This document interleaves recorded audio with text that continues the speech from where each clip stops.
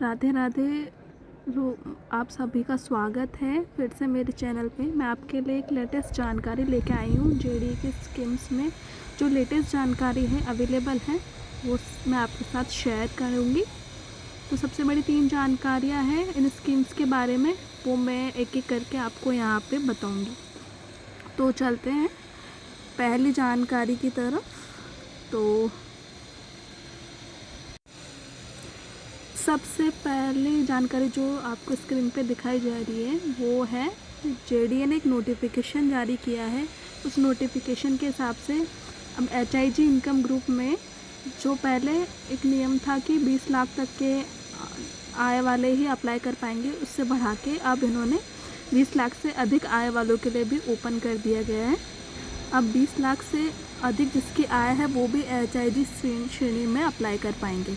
पहली बड़ी खबर यही है, ये इसी स्कीम से संबंधित है। दूसरी सबसे बड़ी खबर है और सबसे चौंका देने वाली सबसे बड़ी खबर यह है कि जो थोड़ा सा डिसपॉइंटेड है कि गोविंद विहार वाली स्कीम के अंदर जो फॉर्म भरे जा रहे हैं अभी उसमें कुछ प्रॉब्लम्स आ रही है, लेकिन फॉर्म भरने में जो शुरू के 9 दिन के अंदर 10,000 से ज़्यादा फॉर्म्स आ चुके हैं अब तक इस स्कीम के अंदर। और पटेल नगर वाली स्कीम में इससे भी ज़्यादा फॉर्म आने की उम्मीद है। जैसे कि हमने बताया था पहले कि 15 से 20 हज़ार फॉर्म आने की उम्मीद है इसमें हर एक स्कीम में।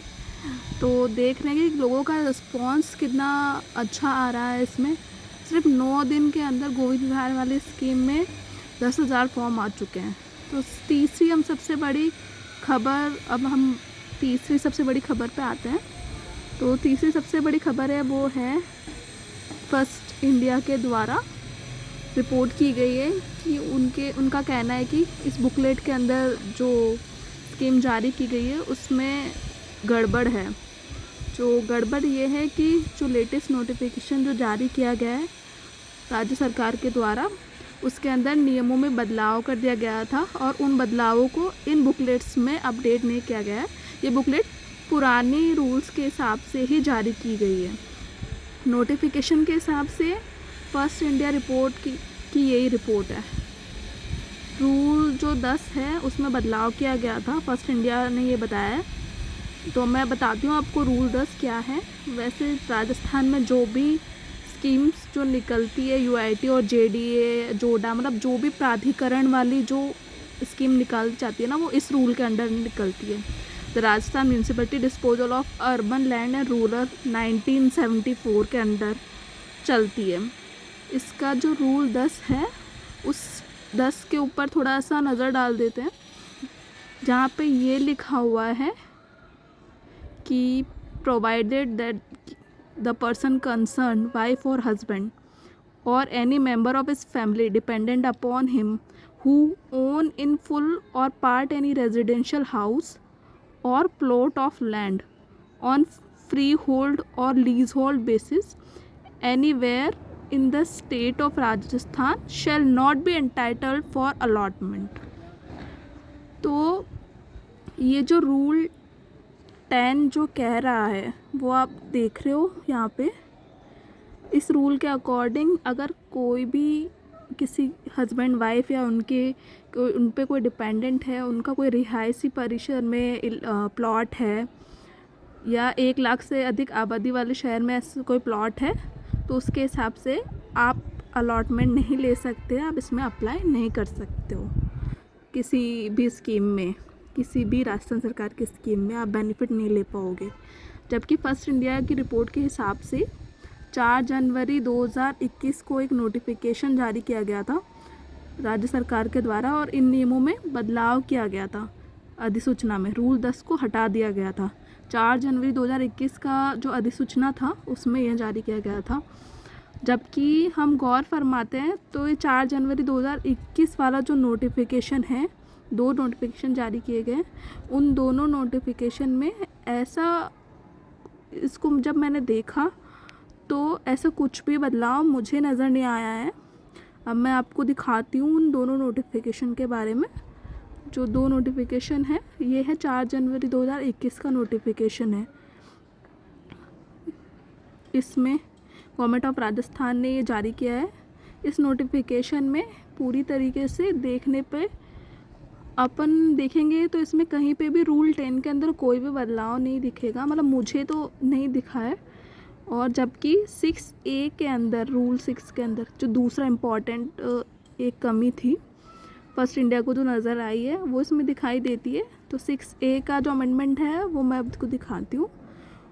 उसके अंदर जो नियम था कि रिलीफ दिया गया था कि 7 साल तक आप अलॉटमेंट होने तक या बेसिक सुविधा मिलने तक 7 साल तक आपको टाइम दिया जाएगा, वो आपको प्लॉट मतलब मकान बनाने के लिए। इस नोटिफिकेशन के थ्रू ही मतलब वो रूल्स रेगुलेशंस की पूरी जानकारी हमें मिल जाती है स्कीम्स से रिलेटेड। इसके रेफरेंस से ही वो बुकलेट्स वगैरह निकलती है, स्कीम्स वगैरह निकलती है। तो ये नोटिफिकेशन उसी के हिसाब से निकलते हैं। तो आप देखोगे कि इसमें रिजर्वेशन का भी देखो एक क्राइटेरिया दे रखा है, गवर्नमेंट सर्वेंट के लिए 10% दे रखा है।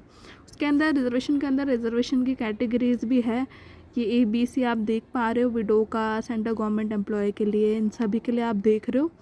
इसमें अलग अलग रिजर्वेशन है जो कि लॉटरी के बुकलेट के अंदर भी है।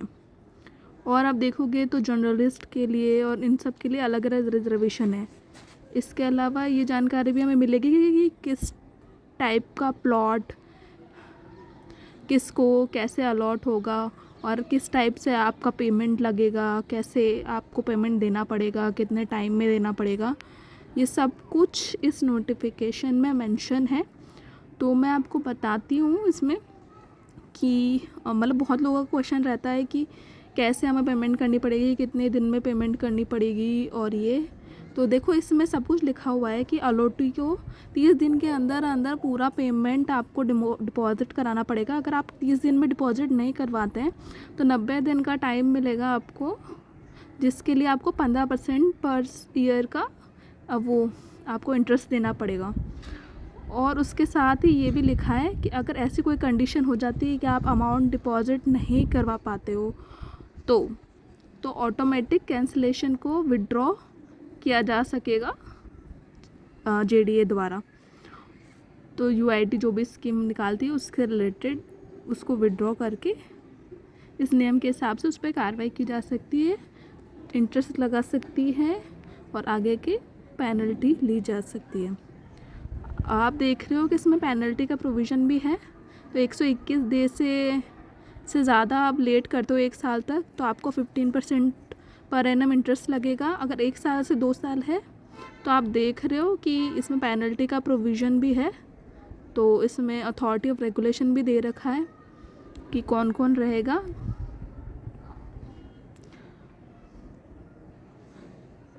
और इस बेसिस पे ही आप पे ये ब्याज लगेगा। तो आप देख रहे हो कि देखो 2 साल से ज़्यादा की अगर आप अलॉटमेंट का पीरियड हो जाता है तो 15% की इंटरेस्ट दर पे 15% की पेनल्टी पे राज्य सरकार इसको आपको अलॉटमेंट जारी रख सकती है। तो आप दूसरी ओर देखेंगे तो सब्स्टिट्यूशन ऑफ रूल 10 भी दे रखा है। और आप देख रहे हो कि रूल 10 की जो हम पहले बात कर रहे थे वो यही है, उसमें कुछ चीज़ हटा के और अब उसको ये सब्स्टिट्यूट किया गया है। अब आप पढ़ सकते हो कि रूल 10 को पहले उसकी जगह आप ये पढ़ा जाएगा। तो आप देखिए कि ये उसमें चेंजेस सिर्फ यही किए गए हैं रूल 10 के अंदर, नियम के हिसाब से वो अलग था और अभी ऐसा उसको ऐसा पढ़ा जाएगा। तो आप ये देखो पूर्व में ये रूल 10 था, तो आपको हम बता ही चुके हैं कि इसमें लिखा था कि किसी भी रेजिडेंशियल हाउस अगर आपके पहले से ही है कहीं पे राजस्थान में तो आपको वो अलॉटमेंट नहीं मिलेगा।